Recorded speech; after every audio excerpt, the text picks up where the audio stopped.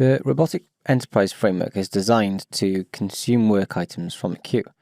But in order for it to be able to do that, we actually need to load some items to the queue first. And more importantly, we also need to create that queue. Let's go into Orchestrator and click on Queues.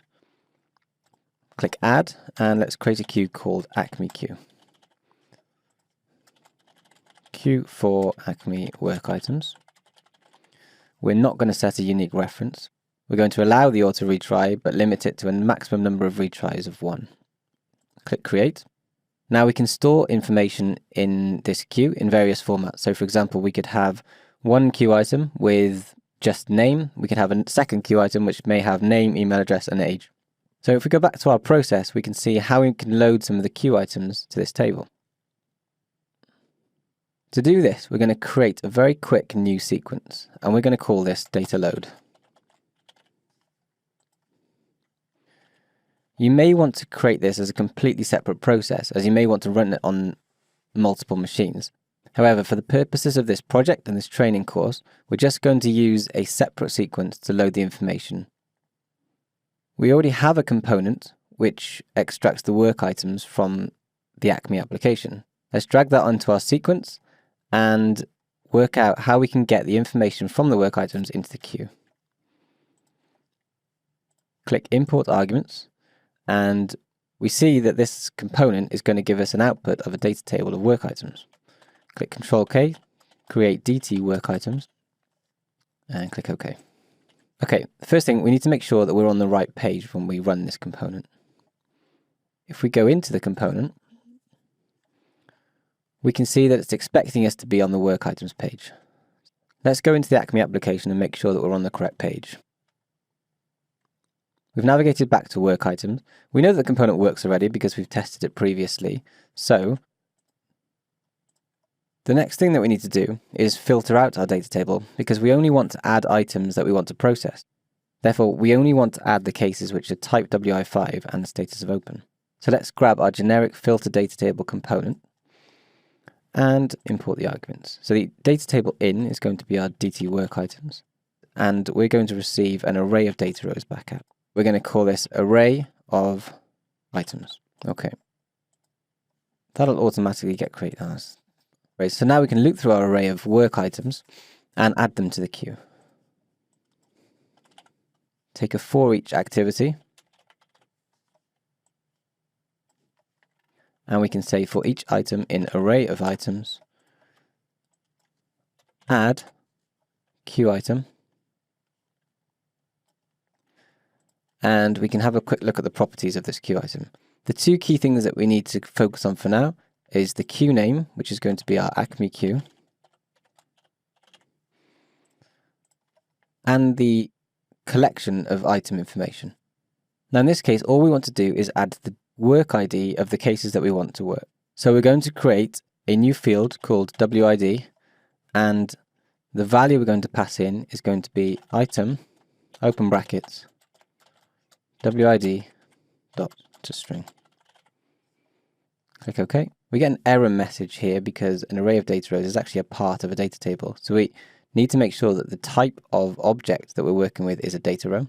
This is exactly the same as using the for each data row activity. Click on Browse for Types, type data row, and select system.dataRow.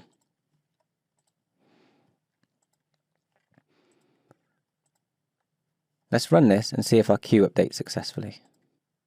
The robot's worked its way through the work items queue, then filters the information and adds each of the items to the queue. Okay, so we had a small error, and the reason for that is I slightly got the name of the field wrong. We can see it's actually WIID, not WID. Let's try that again. Make sure that we're back on the first page of the work items list. Run data load. Hopefully the data will be added to the queue successfully. Once again, the robot works its way through the information on the page. Well, great news, we didn't get an error message. Let's go and have a quick look at our queue and see what's been updated. Click refresh.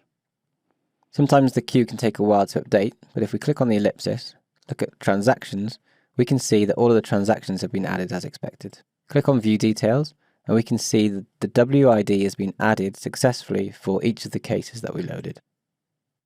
Now that Orchestrator's had a bit of time to refresh, we can see that there are 14 items remaining in the queue.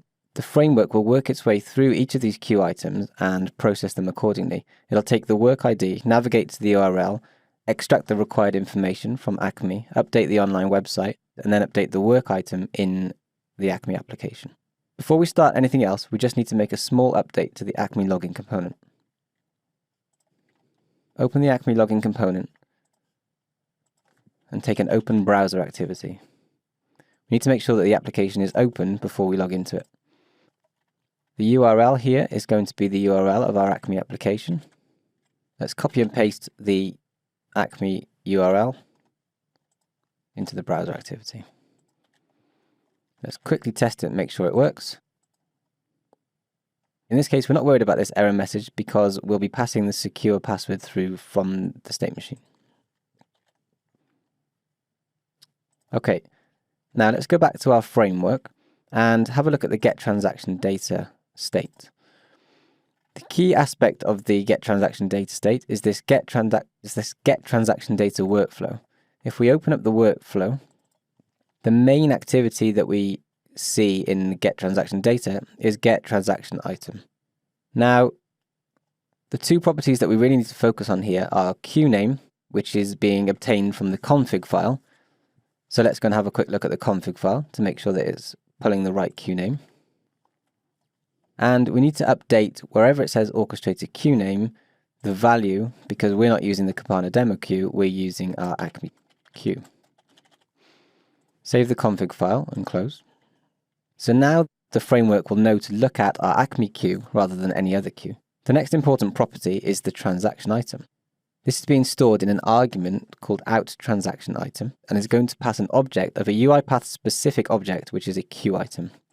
If we go back into our main workflow and edit arguments, we can see that this outTransactionItem queue item is being passed into a new variable called TransactionItem. This is how we can reference the information that is stored in our queue work item. So, as we go into process transaction, what we're going to do is temporarily disable the process, because what I want to show you is the queue being consumed and each of the work items being accessed. We're going to pop up the WID for each item rather than running the process in full. Grab a message box activity. And to access the WID information, we need to use transactionItem.specificContent, open brackets, and this time we're going to use WID.string because that's the name that we called it when we loaded it to the queue in the first instance. So, ensure that your Acme application is already closed. Run the framework and let's see the output.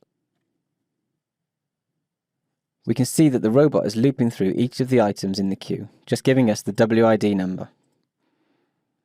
At this point, because we disabled the process, it's not going to go and do any further activities, but at least now we know that we can access each of these items. There should be 14. You can see the robot logged out successfully and closed the Acme application down. If we go and look in Orchestrator and have a look at those transactions, we can now see that they've been updated to a status of successful. This is because the robot deemed the work that was completed, i.e. the message box popping up successfully with the WID, as a successful case. Next up, we'll be looking at how the robot handles application and business exceptions.